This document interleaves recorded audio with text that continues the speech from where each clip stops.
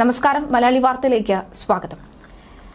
ഗാസയിൽ ഇസ്രായേലുമായി നിലവിലുള്ള വെടിനിർത്തൽ കരാറിനിടെ ഫലസ്തീനികളെ വധിക്കുകയും ആയുധം വെച്ച് കീഴടങ്ങാൻ വിസമ്മതിക്കുകയും ചെയ്ത ഹമാസിന് അമേരിക്കൻ പ്രസിഡന്റ് ട്രംപിന്റെ കടുത്ത മുന്നറിയിപ്പ്.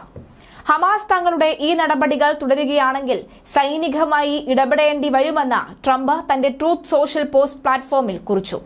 ഗസയിൽ ഹമാസ് ആളുകളെ കൊല്ലുന്നത് തുടരുകയാണെങ്കിൽ അത് കരാറിന്റെ ഭാഗമായിരുന്നില്ല. ഞങ്ങൾക്ക് ഇടപെടാതെ മറ്റു വഴിയില്ല, അവരെ ഇല്ലാതാക്കേണ്ടി വരുമെന്നും ട്രംപ് കുറിച്ചു.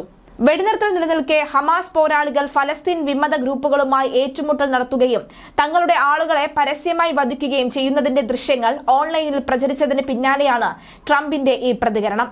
നേരത്തെ ഗാസയിലെ സംഘർഷങ്ങളെ ലഘൂകരിച്ച് കണ്ടിരുന്ന ട്രംപ് ഇപ്പോൾ തന്റെ നിലപാട് കടുപ്പിക്കുകയാണ്.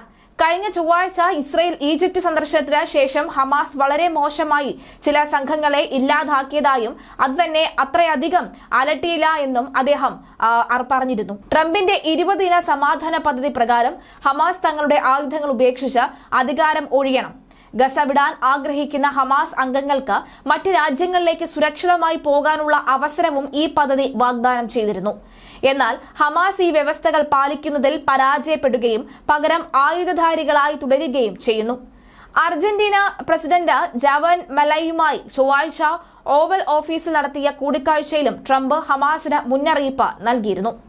അവർ നിരായുധീകരിക്കും, ഇല്ലെങ്കിൽ തങ്ങൾ അവരെ നിരായുധീകരിക്കും. അത് വേഗത്തിലും ഒരുപക്ഷെ അക്രമാസക്തമായും സംഭവിക്കും, ട്രംപ് അന്ന് ഊന്നി പറഞ്ഞു. ഹമാസിന്റെ ഈ വെടിനിർത്തൽ ലംഘനവും സമാധാന കരാർ വ്യവസ്ഥകൾ പാലിക്കാത്തതും ഗാസയിലെ സ്ഥിതി കൂടുതൽ വഷളാക്കുമെന്നാണ് സൂചന.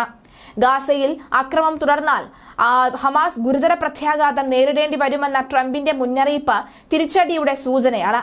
ആഭ്യന്തര രക്തച്ചൊരിച്ചിലിൽ തുടർന്നാൽ ഹമാസ് അംഗങ്ങളെ കൊല്ലുകയല്ലാതെ മറ്റു വഴിയില്ല എന്നും ട്രംപ് പറഞ്ഞു. ഹമാസ് ഗാസയിലെ ജനങ്ങളെ കൊല്ലുന്നത് തുടർന്നാൽ ഞങ്ങൾക്ക് അങ്ങോട്ട് ചെന്ന് അവരെ കൊല്ലുകയല്ലാതെ വേറെ വഴിയൊന്നുമില്ല. ഹമാസ് നടത്തുന്ന കൊലപാതകങ്ങൾ സമാധാന കരാറിന്റെ ഭാഗമല്ല എന്നാണ് ട്രംപ് പറയുന്നത്. ഹമാസ് ഗാസയിൽ നടത്തുന്ന ആക്രമണങ്ങൾ തന്നെ ബാധിക്കുന്നില്ലെന്നായിരുന്നു ട്രംപ് ചൊവ്വാഴ്ച പറഞ്ഞിരുന്നത്. 2 ദിവസത്തിന് ശേഷമാണ് ഇക്കാര്യത്തിൽ നിലപാട് മാറ്റമുണ്ടായത്. എതിർ സംഘങ്ങളെ കൊലപ്പെടുത്തുന്ന ഈ ഹമാസിന്റെ പ്രവൃത്തി തനിക്ക് അധികം ക്ഷമിക്കാൻ സാധിക്കില്ലെന്നും ട്രംപ് വ്യക്തമാക്കി.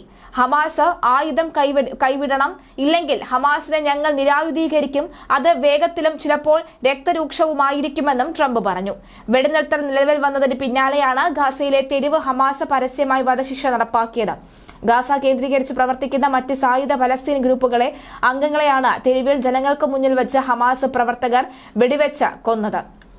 ഗാസ സമാധാന കരാറിന്റെ ഭാഗമായി ഹമാസിനെ നിരായുധീകരിക്കുന്നുവെന്നും ട്രംപ് ആവർത്തിക്കുന്നതിനിടയിലാണ് ആക്രമണം ശക്തമായത്.